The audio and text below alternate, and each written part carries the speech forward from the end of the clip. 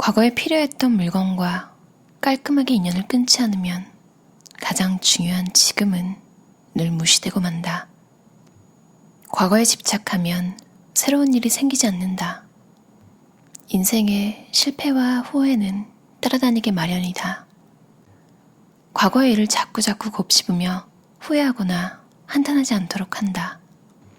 그렇게 하는 것 외에 다른 방법이 없었다 라고 나 자신을 인정하고 허용하는 관용도 필요하다. 완전한 내 편은 나밖에 없으니까.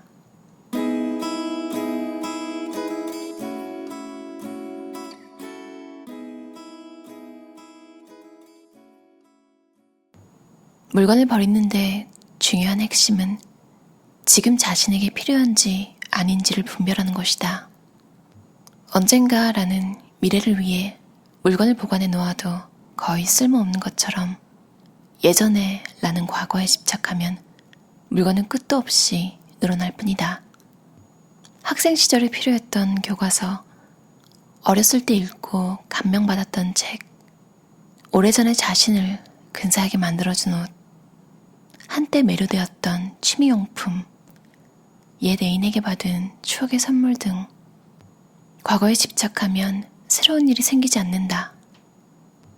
과거의 물건과 마주하는 일은 과거의 자신과 마주하는 일이기도 하다. 따라서 과거의 물건을 버리는 일은 자신에 대한 편견을 고쳐나가는 데도 좋은 방법이다. 물론 지금의 자신이 가장 마음에 든다면 그것으로도 좋다. 하지만 뭔가 달라지고 싶다면 지금 꼭 필요한 물건만 곁에 두자. 과거에 있었던 일을 문득 떠올리고는 그렇게 했으면 좋았을 텐데, 그 말을 해줬으면 좋았을 텐데 하고 끙끙 앓다가 우울해지는 경우가 간혹 있다. 그럴 때는 또 시작이다, 또 시작이네 하고 스스로 경고하여 생각이 더 깊어지기 전에 기분을 바꾸는 편이 좋다. 읽다만 책을 펼치거나 산책을 나가거나 헬스클럽에서 몸을 움직이거나 앞으로의 여행 계획을 세우거나 내 마음이 들뜨고 즐거워질 만한 일이 무엇인지 나의 서랍을 열고 찾아보는 것이다. 과거에 대한 반성도 적당히 하면 앞으로의 행동을 바로잡아주는 영약이 되지만 지나치게 마음을 어둡게 하고 긍정적인 의욕을 가로막는 독약이 될 수도 있다. 되도록 빨리 기분 전환을 하고 어두운 생각을 떨쳐버린다. 100% 완벽한 사람이나 인생은 없다. 과거의 일을 자꾸자꾸 곱씹으며 후회하거나 한탄하지 않도록 한다. 앞으로의 인생에 대해서도 생각할 게 많다. 난파선처럼 흔들리며 어디에도 정착하지 못하는 삶의 방식으로는 소중한 나 자신을 잃게 될 우려가 있다. 마음이 침울할 때일수록 스스로를 부드럽고 다정하게 위로해야 한다. 지금의 나 자신이 존재하는 것은 과거에 여러 경험이 있었기 때문이라는 사실을 받아들인다. 과거를 돌아보지 않고 구애받지 않고 후회하지 않고 소중한 오늘을 최선을 다해 사는 나날. 그러는 동안에는 신기하게도 마음의 모든 근심이 안개가 걷히듯 사라진다. 버리기가 좀처럼 쉽지 않은 물건이 바로 다른 사람들에게 받은 선물이다. 선물을 버리다니 준 사람에게 너무 미안하고 성의를 짓밟는 것 같아서 자신이 비정한 인간처럼 느껴진다. 하지만 조금 더 생각해보자. 자신이 받은 물건은 기억하고 있겠지만 누군가에게 준 물건은 기억하고 있는가?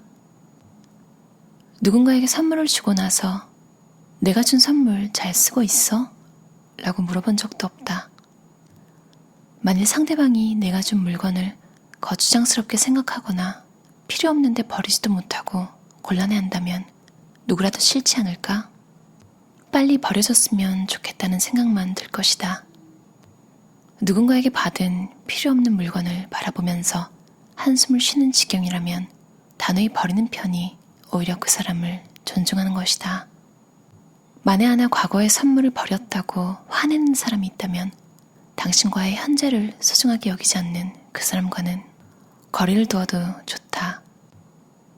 우리가 고민하거나 괴로워할 때는 도대체 무엇과 싸우고 있는 걸까? 물론 눈앞의 현실이나 생활 속 사건과의 싸움이지만 때에 따라 우리는 스스로의 신념과 그 이상으로 싸우는 경우가 있다. 왜 이런 신념이 생기게 되었을까? 뭐 때문일까? 하지만 원인을 알게 되었다고 하더라도 지금 떠안고 있는 문제를 해결하는 것으로 이어지지 않을 때가 많다. 상황에 따라 고뇌가 더욱 커지는 결과를 초래할지도 모른다. 성장 환경에 원인이 있다는 것을 알았다 하더라도 과거로 돌아가 자신의 환경을 바꿀 수는 없기 때문이다. 그래서 인지행동요법에서는 이렇게 생각한다. 과거는 바꿀 수 없다. 하지만 지금 스스로 선택하는 인지와 행동은 바꿀 수 있다. 우리는 이미 체화된 비관적인 신념에 휘둘릴 때가 있다. 하지만 그걸 따를 필요는 없다. 나에게 어떤 신념이 있는지 파악하고 실은 내가 무엇을 원하는지 끝까지 파고들어 생각하는 것이 중요하다. 문득 이런 생각이 들 때가 있다. 삶이란 물건이 늘어나는 것이다. 수십 년에 걸쳐 모으고 쌓아 끊임없이 늘어나는 물건들. 우리는 그 수많은 물건들에 둘러싸여 살고 있다.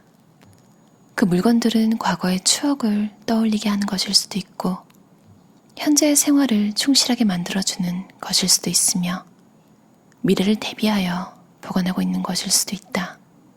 그것들은 본인의 과거, 현재, 미래와 관련이 있기 때문에 어지간해서는 줄어들지 않는다. 아니, 줄어들기는커녕 시간이 흐를수록 늘어나고 쌓여간다. 하지만 물건이 많이 있다고 인생이 충실해지는 것은 아니다.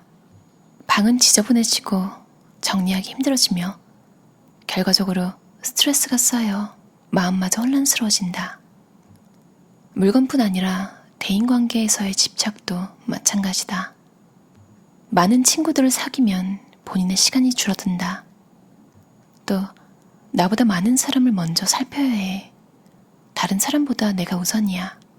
이런 식으로 한쪽이 사고에 얽매여 있으면 상황에 맞춰 적절하게 대처하기가 어렵기 때문에 시간이 흐를수록 마음은 혼란스러워진다. 그럴 때는 이솝우화의 개와 뼈다귀를 떠올려보자. 이 우화는 어린이가 아닌 성인을 위한 이야기일지도 모른다. 입에 뼈다귀를 물고 다리 위를 지나가던 개가 있었다. 우연히 아래를 내려다보던 중 물속에서 커다란 뼈다귀를 문 개 한 마리를 발견하였다. 다리 위의 개는 그 뼈다귀에 욕심이 생겨 물속의 개를 향해 짖기 시작했다.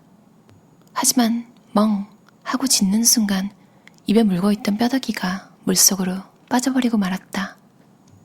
그제서야 욕심 많은 개는 물속에 비친 개가 자기 그림자였다는 것을 알게 되었다. 이처럼 필요 이상으로 모으려 하면 이미 가지고 있는 소중한 것을 잃어버릴 우려가 있다. 힘들게 노력하여 넓은 집에서 생활하게 되었는데 물건들 때문에 공간이 좁아지고 간신히 자유로운 마음을 유지하게 되었는데 아직도 부족해. 좀 더 가지고 싶어 라는 욕심에 사로잡히면 현재 가지고 있는 소중한 것들을 잃게 된다.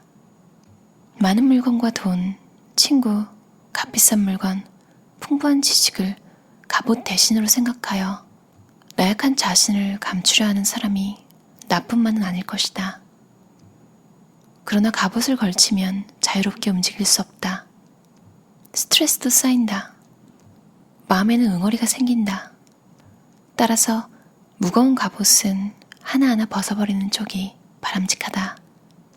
그 갑옷을 벗는 작업이 모으지 않는 연습이다.